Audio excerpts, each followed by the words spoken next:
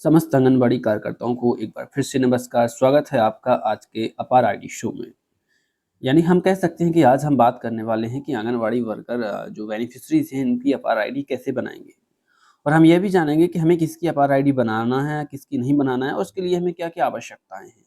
तो चलिए करते हैं शुरुआत। इसके पहले यदि आप चैनल पर पहले बार विजिट किए हैं तो प्लीज़ चैनल को लाइक, सब्सक्राइब और शेयर करना बिल्कुल ना भूलें। चलिए शुरुआत करते हैं। सबसे पहले क्या करेंगे, इसमें हम यहाँ पे देख पा रहे हैं बेनिफिशरी के दो ऑप्शन दिख रहे होंगे आपको, एक यहाँ दिख रहा है, एक यहाँ दिख रहा है। किसी भी ऑप्शन पे क्लिक करके आप बेनिफिशरी पे पहुंच जाइए। बेनिफिशरी में हम यहाँ पहुंच गए। अब यहाँ पे कैटेगरी दिख रही है। आपको सबसे पहले चीज़ ये याद रखनी है कि इसमें हमें बेनिफिशरी में देखिए गर्भवती धात्री 0 से 6 माह, 6 माह से 3 वर्ष, इनकी हमें अपार आईडी नहीं बनानी है। इनकी प्रोफाइल में अपार आईडी का ऑप्शन नहीं मिलने वाला है। हमें सिर्फ 3 साल से 6 साल के बच्चों की अपार आईडी बनानी है। ये बिल्कुल पहली चीज़ है जिसको आपको ध्यान रखना है। चलिए शुरुआत करते हैं आगे। अब अपार आईडी बनाने के लिए हमें क्या क्या आवश्यकताएं हैं, हम किसकी अपार आईडी बना पाएंगे इसमें से 3 साल से 6 साल में से, और किसकी नहीं बना पाएंगे, तो हम इसकी विस्तृत चर्चा करने वाले हैं। तो चलते हैं 3 साल से 6 साल की बच्चों की सूची की ओर। यहाँ पे हमने 3 साल से 6 साल के बच्चों की यहाँ पे सूची निकाल ली है। अब देखिए करना क्या है इसमें। यहाँ पे आपको या 3 डॉट दिख रहे होंगे, ये और बिल्कुल दिख रहे, 3 डॉट पे क्लिक किया तो ये है आपका अपार आईडी का ऑप्शन। यहाँ देखिए आप, ये आपका अपार आईडी का ऑप्शन है, लेकिन ये इनएक्टिव है ना, ये इनएक्टिव है। जबकि हम इसी में अगर किसी दूसरे बच्चे का ऑप्शन खोल के देखते हैं तो हमें कुछ अलग स्थिति दिखाई देती है। जैसे मान के चलो हमने यहाँ पे ये आर्यन का खोल लिया। जैसे हमने इस पर क्लिक किया, ये देखिए अपार आईडी का ऑप्शन एक्टिव है।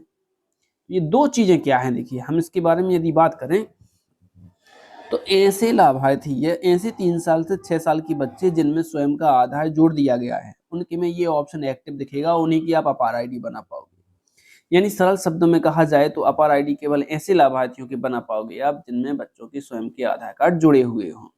ठीक है, पहली शर्त ये है बच्चे का स्वयं का आधार कार्ड जुड़ा हुआ होना चाहिए। अगर बच्चे का स्वयं का आधार कार्ड नहीं जुड़ा है, अपार आईडी का ऑप्शन इनएक्टिव है, तो आप सबसे पहले बच्चे का आधार कार्ड उसमें जोड़िए। ठीक है, इसके बाद हम अब आगे बढ़ते हैं। हमने अपार आईडी बनाई के ऑप्शन पे क्लिक किया।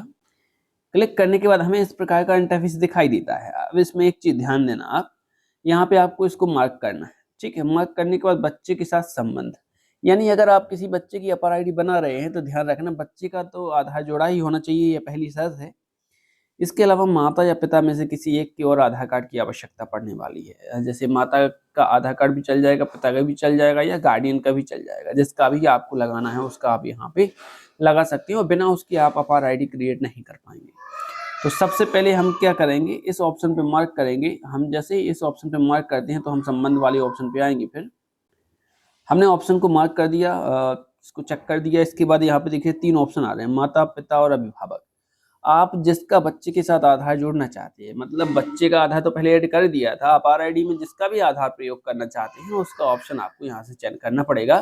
जैसे हमने यहाँ पे माता की ऑप्शन का चयन किया। तो यहाँ पे हमें एक चीज और देखनी पड़ेगी, यानी हम यहाँ पे कह सकते हैं कि हमें देखना पड़ेगा यहाँ पे कि जो माता का नाम है सरस्वती, क्या आधार कार्ड में ऐसा ही लिखा है। अगर आधार कार्ड में ऐसा ही लिखा है तो ही आगे बढ़ें आप। अगर आधार कार्ड में ऐसा नहीं लिखा है तो सबसे पहले आपको इस नाम को सुधारना पड़ेगा, और ये नाम यहीं से सुधर जाएगा। यहाँ पे क्लिक करके और आप अपने कीबोर्ड से जो इसमें आ रहा है आपका, उससे जो सही नाम है वो आपको आधार अनुसार इसमें फिल कर देना है। ठीक है, इसके बाद हमें ऑथेंटिकेशन मोड में यहाँ पे कुछ भी नहीं लिखना। ऑथेंटिकेशन मेथड लिखा है जो, इसमें कुछ नहीं करना, UID ही लिखा रहेगा। और यहाँ ऑथेंटिकेशन ID नंबर, मतलब यहाँ आधार नंबर आपको फिल करना है। आधार नंबर किसका, बच्चे का नहीं, ध्यान रखना आप।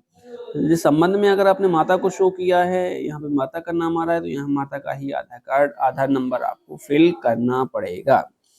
अगर आपने माता की जगह अभिभावक का यहाँ पे ऑप्शन चूज किया है तो यहाँ पे अभिभावक का नाम आपको टाइप करना पड़ेगा, क्योंकि हो सकता है अभिभावक का नाम उसमें ना आए, क्योंकि माता और पिता का नाम ही हम लिखते हैं उसमें, है ना।